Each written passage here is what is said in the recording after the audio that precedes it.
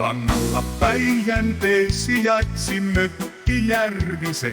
Siellä oli turnaus Bertongin, tuon lajin mystisen saunasta lämpöjä haettiin. Ja oli aika aloittaa karkelo, tulta ja tappura täynnä oli tämäkin vuosi.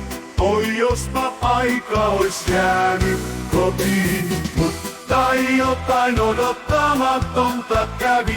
Tuo mies veti pyyhkeen olalleen ja levitti nahkaisen suojan nimeltä Lepakko-Lokki.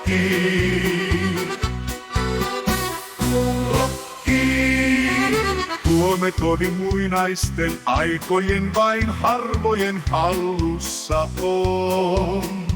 Sen kyllä tietää nähneensä, siinä jotain niin maagista on. Mutta jotain odottamatonta kävi.